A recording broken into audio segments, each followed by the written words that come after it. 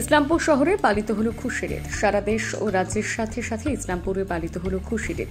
বৃহস্পতিবার ইসলামপুর মেলা মাঠ ঈদগাতে নামাজ পড়েন ইসলামপুরের বিধায়ক আব্দুল করিম চৌধুরী।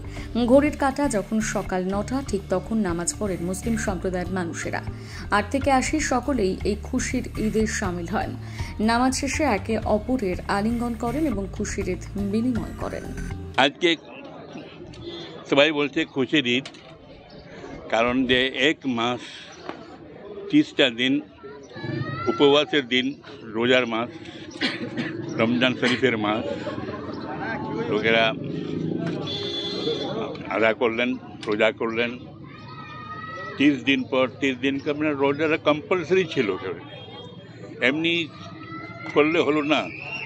ইট was from the God, compulsory. এটা ফরজের মধ্যে পড়ছে, যার জন্যে সকলকেই 30টা রোজা করতে হয়েছে। বান্ধা ছিল 3টার পর থেকে একদম সন্ধ্যায় 5-6টা পর্যন্ত। ওরকমে সবাই 30টা রোজা করেছে। সারা ভারতে, সারা বিশ্বে এই রোজার যারা ইসলাম ধর্মে আছে তাদের রোজা পালিত করতে হয়েছে। এখন এই রোজা করার পর আজকে সবাই ঈদের চাঁদ কালকে দেখেছিল। ঈদের চাঁদ দেখার পর আর রোজা করার নিয়ম নাই, একদম রোজা আর করতে হবে না।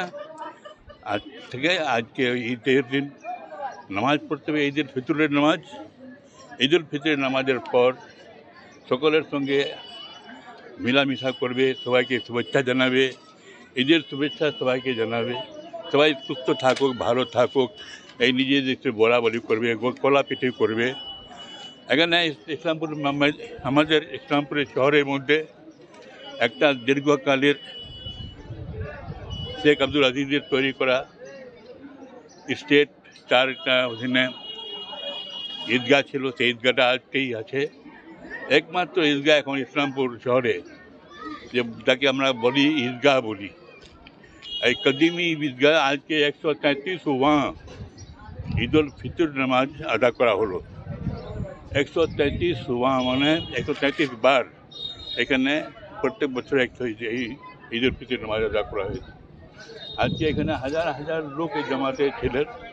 ইসলামপুর শহরের অনেকে মসজিদগুলোতে নামাজ হয়েছে, সব জায়গায় মসজিদে নামাজ হয়েছে।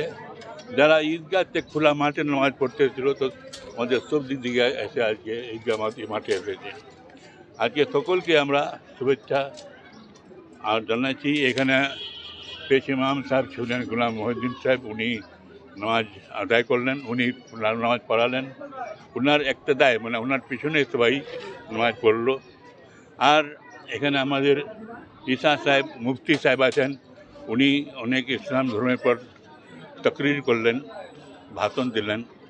আমাদের আবরার মৌলভী, উনি তর তরিকাটা বললেন, নিয়তনামারা বললেন। আর সকলকেই কীভাবে দাঁড়াতে হবে, কীভাবে সব জানা দিলেন। আজকে আমাদের এখানে খুশির ঈদ মিলাতে সবকেই আমরা মিলেছি, একসঙ্গে আছি। যেটা কথা বললো, আজকের দিনে কেউ রাজা, কেউ মহারাজা, কেউ প্রজা নেই, কেউ বড়, কেউ ছোটো, কেউ নেই। আজকের আল্লাহর সামনে সবাই দাঁড়িয়েছে, যাকে বলতে कि एक ही सब में खड़े हो गए महमूद आज़ाद। महमूद হলো বাদশাহ, আয়াজ হল গোলাম। কিন্তু এই নামাজের সময় তো এক হয়ে যায়, একই টপে দাঁড়াতে হয়। সেই জন্য আল্লাহর কাছে সবাই বরাবর আছে, কেউ ছোট বড় নেই, কেউ গরিব অমির নেই, সকলেই বরাবর আছে আল্লাহর কাছে।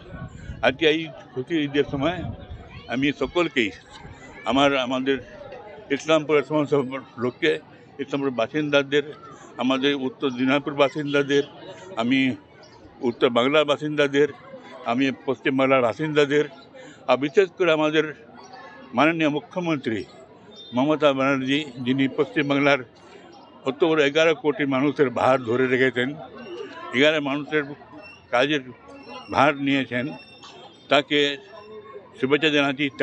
তিনি যেন সুস্থ থাকেন। আগে থেকে কিছু কমজোর হয়েছেন, দৌড়াদৌড়ি করে বেড়াচ্ছেন, এই জন্য ওনাকে সুস্থ থাকার জন্যে আমি কামনা করি। আমি করিম চৌধুরী, ওনাকে দেখেছি একটু দুর্বল হয়েছে, ওটা ঠিক হচ্ছে। এই জন্য আমি সকলেই কাছে ওনাকে শুভেচ্ছা জানাচ্ছি যে উনি ভালো থাকেন, স্বাস্থ্য থাকেন, ডাক্তার ফাক্তার বরাবর দেখা থাকেন, আমি এটা ওনাকে বলবো। আমি দোয়া করছি আল্লাহ তাআলা ওনাকে সেহতিয়াব রাখুক, তন্দুরুস্ত রাখুক, ওনাকে সুস্থ রাখুক, এটা আমি দোয়া করছি। আমি সকল যত আমাদের ভারতের মানুষ আছে সকলকে আজকে দিনের শুভেচ্ছা, ঈদের শুভেচ্ছা জানিয়ে আমি আপনাদের সকলকে মিডিয়ার যত লোক আছেন সকলকে ঈদের শুভেচ্ছা জানিয়ে বক্তব্য শেষ করছি।